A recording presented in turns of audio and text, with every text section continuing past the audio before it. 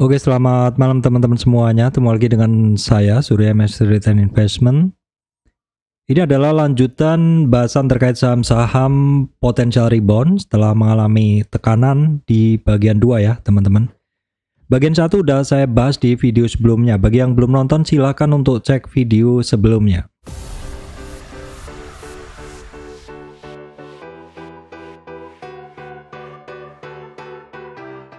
Baik, kita akan langsung masuk ke bahasan terkait lanjutan saham-saham potensi rebound ya teman-teman. Hari ini tidak banyak.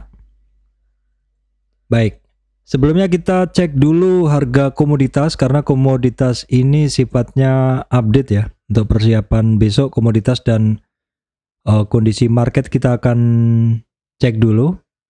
World market kita refresh dulu.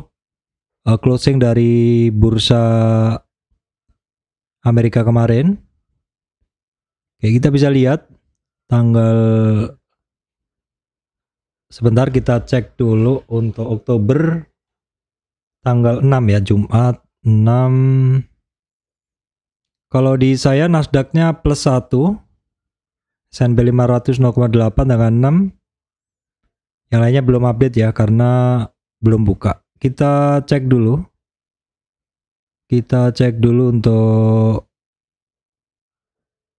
marketnya dari TradingView. Kita langsung cek dulu kondisi market dari TradingView. Sebentar saya bukakan teman-teman. Ini adalah kondisi marketnya. TradingView kemarin, hari ini sebentar saya refresh dulu. Ini adalah Friday tanggal 6, mengalami rebound setelah 2 hari tidak bergerak untuk Dow Jones ya. Kemudian Nasdaq.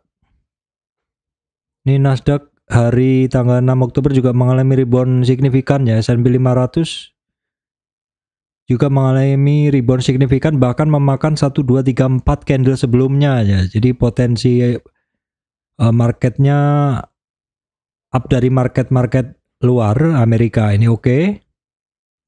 Kemudian kita cek dulu VIX mengalami penurunan 3 hari.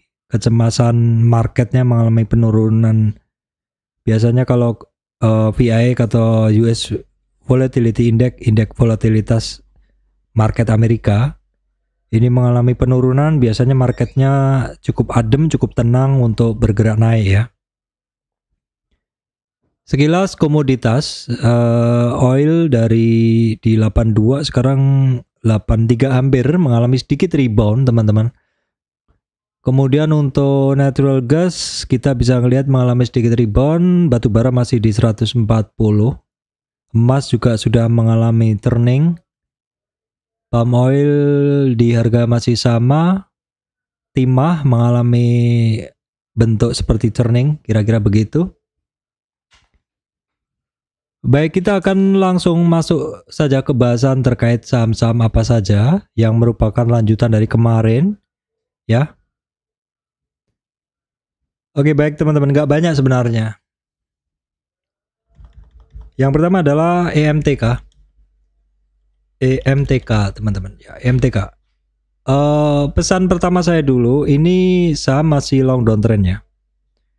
Long downtrend, jadi untuk saham-saham yang long downtrend ini pernah saya analisa sebelumnya di sini untuk EMTK. Jadi tipikal saham-saham yang long downtrend seperti ini teman-teman harap berhati-hati karena kenaikannya akan lebih berat dibanding saham-saham yang mengalami teknikal yang bagus sebelumnya. Ini kan teknikalnya belum bagus, masih long downtrend, daily, weekly-nya juga masih long downtrend seperti itu ya. Monthly-nya juga masih sama. Jadi biasanya akan saya breakdown per cluster-cluster gitu loh. Nah, jadi kalau di sini saya ambil dari sini. Bisa lewat separuh dari ini, saya akan perbesar di sini ya. Kalau bisa lewat separuhnya dari tren dari hijau ini, saya akan perbesar lagi di sini, kira-kira begitu. Cluster yang saya amati. Cluster itu saya ambil Fibonacci-nya ya. Oke, di daily ini simple aja. Saya masih melanjutkan yang kemarin untuk MTK ya, karena memang rentang geraknya masih sama. Jadi resistan masih di 683. kemudian 770. Jadi teman-teman bisa perhatikan 683 dan 770.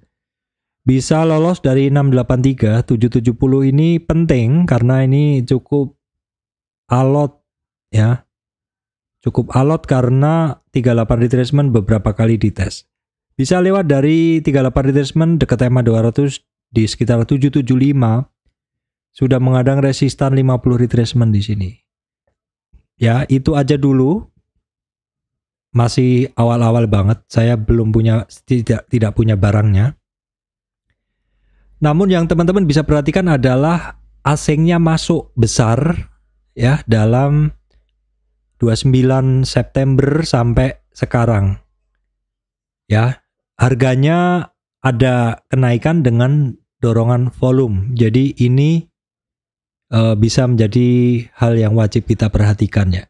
Baik, kita lihat dulu ADX-nya dari EMTK. Ya, memang sedikit mengalami bukaan teman-teman. Hijaunya sudah di bawah. Hijaunya sudah di bawah. Udah nongol, birunya udah di atas, berarti arahnya udah bener, tinggal powernya. Kalau powernya bisa merah seperti ini biasanya kuat. Tentu diperlukan dorongan volume ya teman-teman, dorongan volume. Kalau volumenya nggak ada juga dia juga nggak bisa nanjak gitu ya untuk EMTK ini. Tapi overall dari data asing net buy ini cukup besar. Dan juga volume yang mendorong ketika harganya naik cukup oke. Jadi kita bisa cek juga dari indikator OBV ya. OBV dari EMTK. Nah ini di daily-nya memang belum begitu kelihatan. Tapi kalau dalam menitan, misalkan kita gunakan 60. Di sini OBV-nya mengalami peningkatan, merahnya di atas 0. Di atas hijau. Di atas biru. Artinya adalah ketika harganya naik disertai dengan kenaikan volume. Itu yang penting untuk kita perhatikan. Kita juga akan cek dulu intraday dari intraday-nya dari ini, dari MTK ya. Kita langsung cek MTK. Intraday-nya oke ya. Jadi open di sekitar 580, close 640. Nah kondisinya begitu open langsung banyak yang buy at over ya, membeli di over nggak pakai antri. Dominasi sellernya 68% teman-teman dibanding dominasi buyernya 68% dibanding sellernya 32%. Oke, sekarang kita cek dulu net brokernya, asingnya kan banyak masuk tuh. Nah ini komposisi dari EMTK ini bagus ya teman-teman, BK, AK, ZP, DR gitu. Nah kita bisa juga cek di data asing ya, coba cek foreign ya. Kita cek dulu broker by foreign transaction. Kita cek dulu dari sini, enggak, bukan ini menunya. Bukan menu ini, kita coba cek dulu broker transaction by stock ya, EMTK. Ini broker transaction by stock tanggal 23. Kalau kita lihat mundur, ini kan tanggal 8 ya. Kita lihat tanggal 1, dari tanggal 1 kita lihat ya. Sekarang dari tanggal 1 Oktober sampai 8 itu masih asingnya. Asingnya BKAK. Oke, coba kita cek dulu. Kalau dari September ya. Nah kira-kira begitu ya, ini 1 bulan lebih kita lihat BK-nya masih masuk ya teman-teman. Nah kira-kira itu ya, ini sekedar tambahan informasi saja. Itu tadi adalah untuk EMTK teman-teman. Oke baik teman-teman, saham yang kedua yang akan saya bahas ini adalah LPPF ya. Saham kedua yang saya bahas adalah LPPF. Ya kita cek daily LPPF secara chart belum begitu bagus. Kita lihat dulu big picture-nya, memang masih turun. LPPF pernah saya analisa ya, ternyata di area sini dia tidak mampu mempertahankan supportnya. Jadi ya itu nggak pernah saya analisa lagi karena breakdown support gitu, karena klasternya udah berbeda yang saya ambil. Ini dari weekly. Nah ini sebenarnya pernah saya analisa lagi, ternyata breakdown lagi. Jadi ya repotnya seperti inilah kalau saham masih downtrend gitu. Tapi nggak apa-apa, ini saya akan pecah dulu hanya dari ini ya teman-teman. Hanya dari ini. Dan saya tarik trend base dulu untuk ngelihat terjadinya perpotongan. Oke, terjadi perpotongan di sini. Jadi terjadi perpotongan tren. Jadi saya akan tarik Fibonacci di sini, di area hijau ini aja ya teman-teman. Nah, di manakah resistan dia? Nah, teman-teman bisa perhatikan untuk LPPF, resistan itu ada di 2530. 23,6 retracement, 38-nya kemudian di 2740. Dan targetnya ada di 2905. Kalau dia bisa naik sampai di 2905, artinya dalam cluster atau dalam satu cluster Fibonacci, area Fibonacci swing low swing high yang di sini, artinya dia ada niat ya. Artinya kalau dia bisa lewat 50 retracement 2950, nanti akan saya update the next targetnya. Sementara target dia saya lihat di sini, tapi masih ada resistan-resistan ya. Masih ada 2 resistan, ya 3 resistan yang saya gambarin biru ini, supaya dia kalau dia bisa lewat itu baru serius, kira-kira begitu ya. Untuk LPPF, asingnya masuk tapi sedikit, volumenya juga masih belum muncul. Nah teman-teman, saham-saham yang rebound dari dasar begini, hati-hati. Kenapa? Karena masih mungkin adanya resistan volume, orang-orang yang masih nyangkut di orang-orang yang masih mungkin nyangkut di harga atas, sehingga ketika harganya sentuh di last day-nya atau deket-deket, biasanya orang itu akan buang barang dulu untuk melepas modalnya gitu ya. Menjual saham yang nyangkut karena harganya udah average, kembali modal dulu lah, kira-kira begitu. LPPF kita cek dulu. LPPF secara asing, secara broker, maksud saya secara intraday-nya, buyer-nya sudah buy at over ya, membeli di over dengan percaya diri. Nah, kita bisa ngelihat bahwa 67% buyer dan 33% seller. Jadi buyer mendominasi transaksi intraday ya. Oke, kita akan cek berikutnya, saham berikutnya. Oke, berikutnya adalah MAPI ya. MAPI kita cek dulu, ini kondisi ininya MAPI. Nah, seperti ini MAPI teman-teman, ini juga sebenarnya sering saya bahas. Ini saham yang koreksinya tidak kemana-mana ya. Artinya koreksinya terbatas banget di support kedua di 1774. Dan 1, 2, 3 sekitar 3 kali dalam 1-2 bulan ini dia mampu bertahan di area-area 38 retracement sekitar 1780-an ke atas.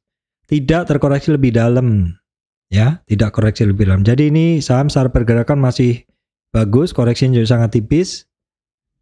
Trennya juga sangat kuat. Jadi teman-teman hafalin aja. Kalau dia terkoreksi pada support-supportnya, itu potensial untuk dikoleksi pada support-supportnya teman-teman. Oke, resistan berikutnya dia masih di 2075 ya untuk MAPI. Langsung cek MAPI 2 hari ini asingnya net sell. Ini volumenya masih biasa saja ya. Oke, kita akan lihat dulu kondisi intraday-nya dari si MAPI ini bagaimana. Ini MAPI intraday-nya oke ya, buy at over ya, membeli di over atau tanpa antri. Dan 56% adalah buyer 56% menguasai transaksi ya. Baik, kemudian consumer ya. Consumer ini adalah Unilever yang masih signifikan juga sektor-sektor ini. Nah, Unilever teman-teman, ini banyak juga teman saya yang menjadi penggemar saham ini. Ini cara pergerakan ya memang boleh dibilang masih di situ-situ aja ya. Kemarin sempat naik memang ini saya analisa yang dulu. Di analisa pergerakan yang dulu dia kan sempat sampai 2338 retracement, namun 38 retracement itu terjadi 2 kali testing nggak mampu melewatinya ya. Pertama, kedua. Nah, ini kembali lagi dekat support. Jadi saat ini untuk untuk Unilever ini dalam weekly-nya memang sudah dekat support dan sudah naik dalam 3 minggu ini. Dalam 3 minggu ini, oke, saya breakdown dalam tren yang lebih kecil untuk bisa teman-teman mendapatkan gambarnya lebih jelas. Saya akan pecah tren, saya akan tarik trend base-nya dulu. Ini hampir terjadi break ya teman-teman. Jadi ini saya ganti aja karena ini juga sudah 50 retracement. Memang sudah sedikit terjadi break, jadi ini saya update. Saya update ininya. Ya. Jadi teman-teman perhatikan untuk resistannya dari si Unilever ada di 3.905 ya, 3.905. Targetnya masih di 4.050. Unilever asingnya untuk hari Jumat kemarin masuk ya, setelah sekitar 4 hari asingnya net sell. Tapi overall kalau kita lihat ini banyak dominan asingnya masuk ya. Volume cukup oke untuk Unilever. Sekarang kita cek intraday pergerakan dari Unilever ya teman-teman. Oke, jadi ini hijaunya di atas, ini artinya buy at over, artinya buyernya membeli tanpa antri, jadi langsung hajar kanan. Bayarnya asing net buy AK, dominasi 55%, itu adalah buyer ya. Jadi yang menguasai transaksi 55% adalah buyer untuk Unilever. Baik, kemudian masih sektor konsumer juga adalah Indofood. Kita lihat asingnya hari Jumat kemarin net buy. Volume masih cukup besar, tapi sayangnya candlenya adalah shooting star. Kita lihat secara detail. Sebenarnya pergerakan dari si Indofood ini menarik banget ini hari Jumat kemarin. Nah teman-teman, ini masih coretan saya yang lama ya. Bahwa ketika dia rebound dari sini, area yang 61 yaitu di 661 di 6615. Maka target minimal ke 38 atau ke 69 sekian. Kecapai nggak? Kecapai. Kesentuh bahkan sampai di 7100. Namun demikian closingnya nggak valid di atas 6980 atau tidak mampu di atas 38 retracement. Sehingga berlaku yang ini ya teman-teman. Kalau dia tidak mampu lewatin resistannya, masih akan menjadi bergerak sideways seperti ini. Kecuali naik dengan volume. Kita lihat dorongan volumenya tadi memang sebenarnya ada, tapi sepertinya mungkin orang masih belum percaya diri, atau bisa jadi di sini kan ada sekumpulan candlestick.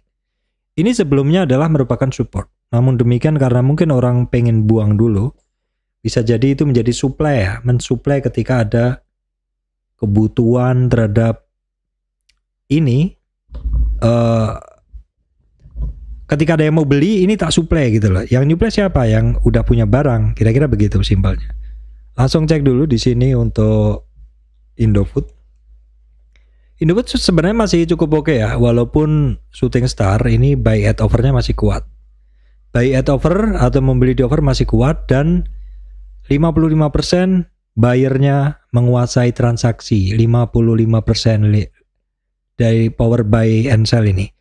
Dan untuk Indofood ini teman-teman, JUAK BKRX asingnya net buy ya. Total net buy asing adalah ya asing-asing top tadi teman-teman. Untuk Indofood. Oke, baik, berikutnya saham juga yang secara teknikal menurut saya bagus sekali. Ini TKIM. Ya, TKIM. Nah teman-teman, TKIM itu kemarin ada signal, maksudnya hari Kamis ada signal doji itu berarti butuh konfirmasi. Memang dia break atau jebol di 38 retracement sehingga targetnya ke 61 ya, targetnya ke 61. Namun demikian di 50 retracement ini juga kita nggak bisa pandang biasa aja karena 50 retracement ini juga di sini juga ada gitu loh teman-teman. Jadi kalau kita tarik ada benang merah. Nah, bahwa area 50 retracement 84 ini sebelumnya merupakan resistan sehingga sangat mungkin dari situ mantul. Akhirnya dia mantul juga dari area ini. Dari daerah ini mantul oke. dan resistan 8878 masih belum mampu dilewati. Jadi sementara resistan masih 8878, supportnya 8410 untuk TKIM. Langsung cek kondisi asingnya. Volume kemarin ketika rebound tuh belum keluar ya. Asingnya solid, asingnya masuk terus di TKIM nih teman-teman. Langsung cek intraday-nya dari TKIM. Awalnya agak alot ya, dimana buy at over, sell at bid imbang, baru sekitar 2-3 jam jelang closing digas. Banyak yang beli di over. Asingnya AK, BK, KK, asingnya bagus-bagus sebenarnya. Dominasinya juga masih 55% ya. Artinya bayarnya masih menguasai transaksi. Baik, kemudian temennya dari TKIM yaitu INKP, kita akan cek dulu INKP. INKP juga sama ya, udah 2 hari. Sebenarnya hari ketiga memunculkan sinyal, tapi sinyal yang di hari ketiga kemarin, hari Rabu, ini belum kuat ya. Kuatnya baru hari Selasa keluar, Rabu keluar, diperkuat. Rabu keluar, Kamis keluar, Jumatnya keluar, tapi masih belum mampu lewatin resistan ya. 10.600-an. Tapi overall is okay, walaupun belum begitu percaya diri. Asingnya masih keluar untuk 2 hari dari pergerakan harga INKP. Volumenya juga belum. Nah, teman-teman bisa ngelihat ketika turun ini, di sini pas di titik turunnya ada volume yang besar sekali. Ini bisa dikatakan sebagai selling climax ya, klimaksnya orang jualan. Biasanya tanda reversal itu salah satunya adalah ketika ada turun, pas turun itu ada volume besar sekali tapi besoknya reversal, rebound. Bisa dianggap itulah titik penghabisannya orang jualan. Nah, teman-teman silakan perhatikan seperti itu. Simple tapi kadang ini bisa memberi kita informasi tambahan ya. TKIM langsung INKP juga sama, masih alot ya, buy at over, sell at bid-nya. Yang membeli di over ataupun menjual di bid-nya masih imbang. Baru di jelang sesi 2 baru lebih kuat buy at over-nya atau yang membeli di hajar kanan kira-kira gitu. Namun nggak terlalu signifikan. Ya, 53% buyer dan sellernya 47%. Baik teman-teman, berikutnya saham semen kita cek. SMGR turun, volume biasa. Nah, ketika turun ini asingnya banyak keluar, tapi ketika sedikit ada perlawanan, asingnya masuk. Hijau, asingnya mulai masuk. Nah, ini perhatikan ya. Ini coretan lama ya. Saya hanya menentukan. Jadi kalau teman-teman yang membaca video sebelumnya, maka disinilah pembuktiannya bahwa ketika break 38 retracement target 61. Ada memang 50 retracement di sini support, tapi ternyata lebih memilih untuk support di bawahnya. Oke, karena marketnya kemarin kan juga turun ya, sampai sebagus apapun ikut turun, apalagi saham yang lagi nggak bagus teknikalnya begitu. Nah, ini break dari 38 target 61 kecapai, sudah mulai dari rebound. Ketika rebound dari 61, target kenaikan minimal di 38 di 6.600. Sudah mulai rebound tapi kepentok 50 retracement untuk SMGR. Langsung cek asingnya. Asingnya udah nih ya, baru langsung cek intraday-nya. Dari si SMGR bagaimana? SMGR masih masih alot ya. Buy at over, tapi terus di akhirnya adalah sell at bid, masih ada perlawanan dari seller ya. Bisa jelas sih karena sellernya di sini 54%. Namun demikian ketika kondisinya mulai rebound ini, asingnya RX, KZAK-nya justru masuk ya, teman-teman. Oke, baik teman-teman, saya rasa itu yang bisa saya sampaikan kali ini. Ada beberapa saham lanjutan sebelumnya ya, lanjutan 18 saham sebelumnya yang potensi rebound ini versi kedua, sesi kedua. Bagi teman-teman yang belum lihat sesi pertama, silakan untuk dilihat video sebelum ini. Ini adalah lanjutan dari video yang kemarin. Semoga video ini bisa memberikan manfaat untuk teman-teman semuanya. Terima kasih teman-teman.